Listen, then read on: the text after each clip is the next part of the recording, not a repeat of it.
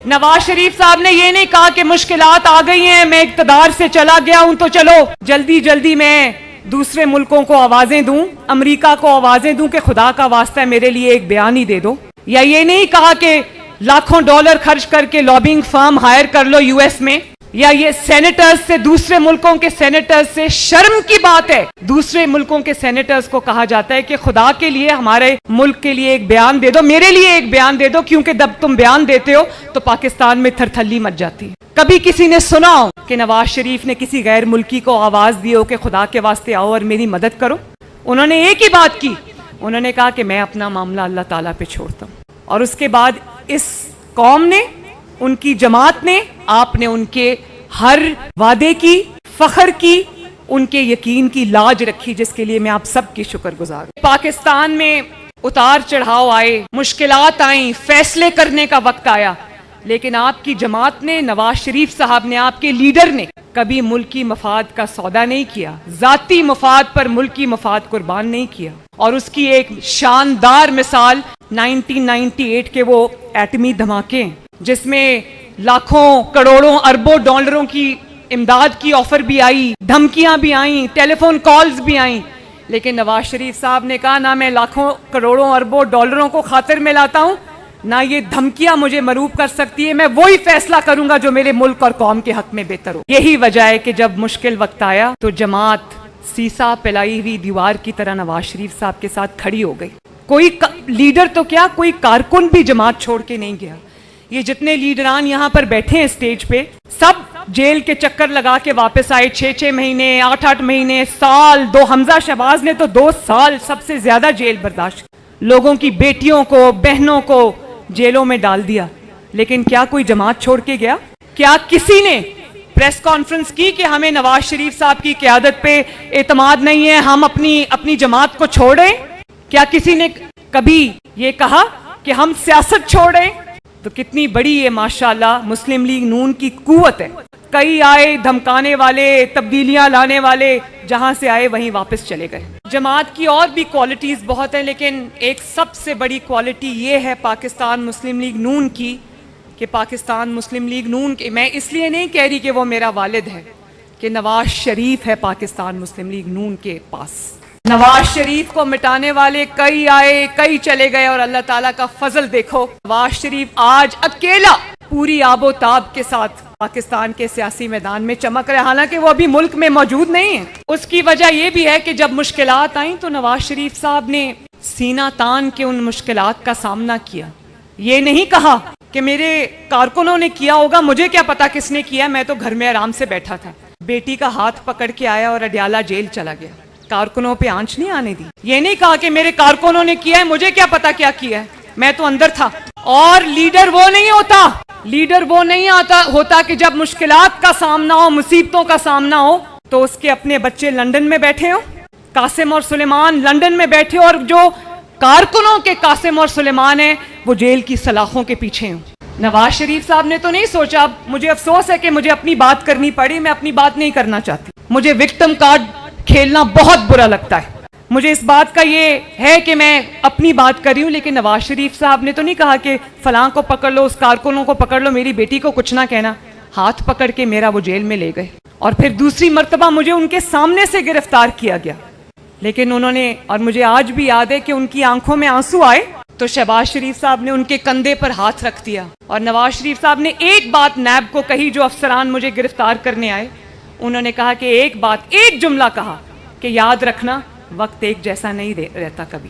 اور جب لوگوں کے بچوں پہ مشکلات آئیں، جن کو ورغلایا، جن کے دماغوں میں، جن کی رگوں میں بارود بھرا، جن کے ہاتھوں سے لیپ ٹاپ اور کتابیں لے کے، جن کے ہاتھوں میں پیٹرول بم اور ہتھیار پکڑا دیے، ان کو ورغلایا کہ جا کے قومی تنصیبات پر حملہ کرو، افواج پاکستان کی تنصیبات پر حملہ کرو، شہداء کی یادگاروں اور علامتوں پہ حملہ کرو، اور جب وہ پکڑے گئے اس سازش میں، تو اپنے گھر سے بیٹھ کے ٹویٹ کر رہے کہ مجھے قاسم اور سلیمان کے ساتھ شمالی علاقہ جات میں ہائیکنگ بڑی یاد آ رہی۔ میرا دل اس وقت ٹکڑے ٹکڑے ہو گیا، بھلے وہ کسی اور جماعت کا کارکن ہے تو وہ کارکن نہ، تو مجھے بڑی تکلیف ہوئی اس بات کی۔ اور پھر کہتا ہے کہ میرے بچوں کے لیے یہ ملک ٹھیک نہیں ہے، قوم کے بچوں کے ہاتھوں میں جب تم نے بارود پکڑا دیا ان کے لیے یہ ملک ٹھیک ہے, تمہارے بچوں کے لیے ٹھیک نہیں ہے.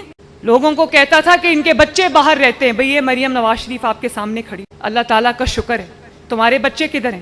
تو یہ بہت ہی قوم کی آنکھیں اس بات میں کھولیں, لوگوں کو ادراک ہوا اس بات کا, لوگوں کو احساس ہوا اس بات کا کہ نواز شریف کون ہے, مسلم لیگ نون کون ہے, اور یہ کون لوگ ہیں.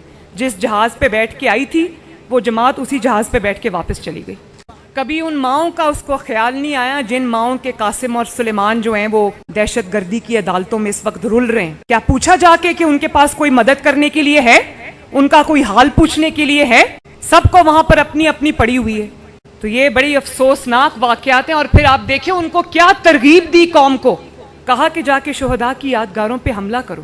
آپ مجھے یہ بتائیں کہ کیا شہداء کسی ادارے کے نہیں ہوتے, شہداء پوری قوم کے ہوتے ہیں. جس نے لسبیلا ہیلی کاپٹر کریش حادثے پر اس نے شہداء کا مذاق اڑایا, اس شخص کو کیا پتا کہ اپنے ملک اور اپنی مٹی کی خاطر جان دینے والا سپاہی یا افسر اس کی کیا قدر ہوتی.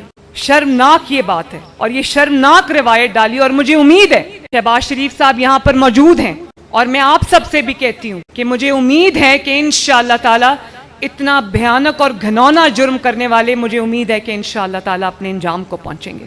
میں سمجھتی ہوں کہ مسلم لیگ نون پر کسی کی کوئی اجارہ داری نہیں ہے. مسلم لیگ نون عام عوام کی جماعت ہے, کارکنوں کی جماعت ہے, اور اس پہ سب سے زیادہ حق مسلم لیگ نون کے کارکنوں کا ہے. اور پھر کیونکہ سیاسی جماعتوں پر ایک ملک کی اتنی انویسٹمنٹ ہوتی ہے, اس لیے میں سمجھتی ہوں کہ یہ جماعت بھی اس ملک اور اس قوم کی امانت ہے. اس لیے اس جماعت کو آگے بڑھانا, اس کو ایکسپینڈ کرنا, اس کی جو گروتھ ہے وہ ہم سب کی ذمہ داری ہے. اس میں لوگوں کو شامل کرنا.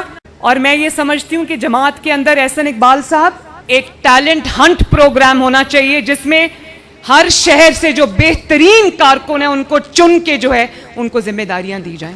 اور جو مسلم لیگ نون میں عمر میں جتنا بڑا ہے اس کا اتنا ہی بڑا فرض ہے, اتنی ہی بڑی ذمہ داری ہے کہ نئے لوگوں کو بھی مسلم لیگ نون کی فرنٹ لائنز میں شامل کریں, ان کو جگہ دیں, ان کو گروم کریں, ان کی تربیت کریں, ان کو تیار کریں. کیونکہ مسلم لیگ نون صرف مسلم لیگ نون نہیں ہے, وہ اس قوم کا سب سے بڑا اثاثہ ہے انشاءاللہ تعالی. اور اس کے علاوہ میں یہ سمجھتی ہوں کہ میرٹ کو فروغ ملنا چاہیے. چاہے کوئی کسی کا بیٹا ہو بیٹی ہو, میرٹ پہ پورا اترتا ہے, محنت کرتا ہے, تو جماعت اس کو ضرور فوقیت دے, اس کو شامل بھی کرے.